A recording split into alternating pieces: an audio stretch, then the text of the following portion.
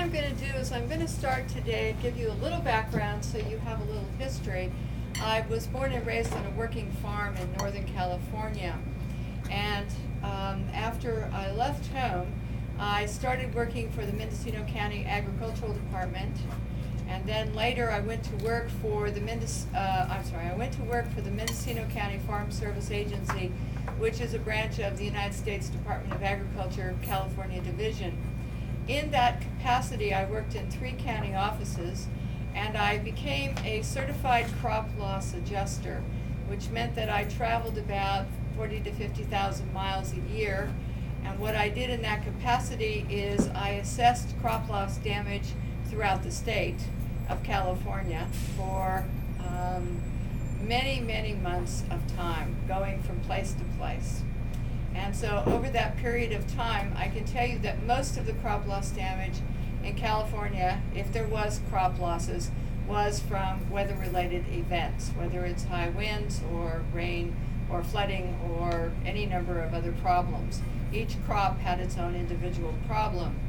So in that capacity, once I retired from the Farm Service Agency, since that time, I have been interested in a variety of subjects.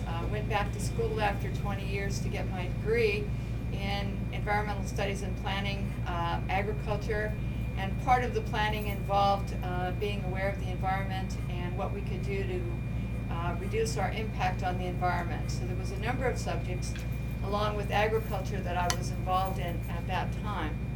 Now, what I'd like to say to all of you is that what you're going to hear tonight, I can tell you from being in Washington, D.C. for 2 days lobbying on the subject that I'm going to speak here tonight about, that most of your legislatures and most of your elected officials, even at the state level, don't know much about or anything about the programs that I'm going to speak about here today.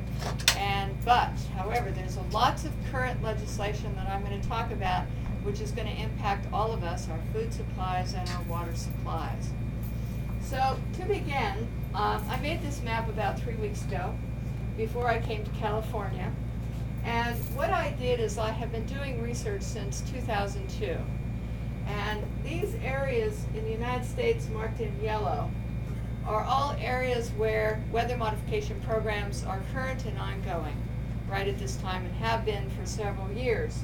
Now, the programs in this area have an impact on surrounding counties and other states as well, because when you modify the weather and you change it, you can't always control the end result.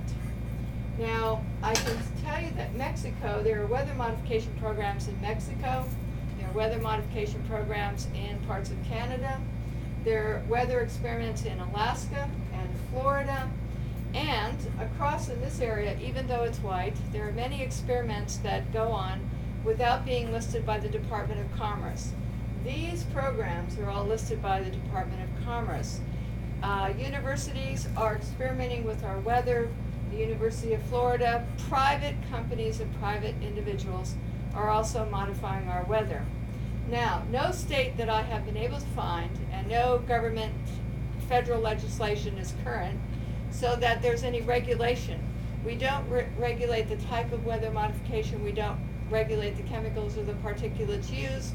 Universities, private individuals, private corporations, weather modification companies, states, locals, cities, anyone can modify your weather without your consent, without being notified, and the National Weather Service and your local meteorologists never tell you that your weather is being modified by any experimentation. So what happens is that without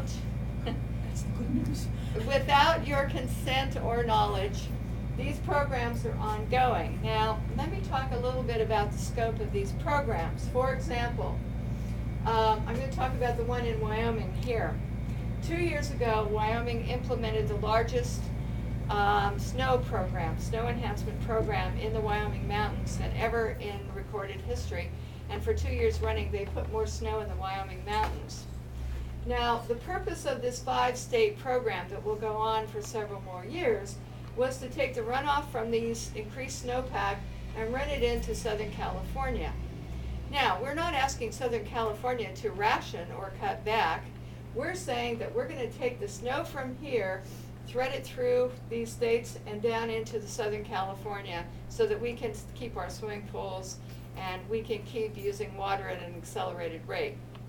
Now, Wyoming did this big program 2 years ago, but what happened to the state of Colorado? 2 years ago, Colorado went into extreme drought. I walked into Senator Salazar's office in Colorado after I had called him because he'd been talking about the problems in Colorado. They increased their weather modification programs because they wanted to get more rainfall here to take care of their drought. However, they didn't realize that Wyoming had implemented this big program and had put Colorado and surrounding counties here at various times in drought conditions. So now the scope of the program is that Texas is probably the biggest modifier of weather, and it modifies the weather in New Mexico. California is probably next, although a lot of these states are in competition, and the weather modification is increasing over time. Each year there's more weather modification.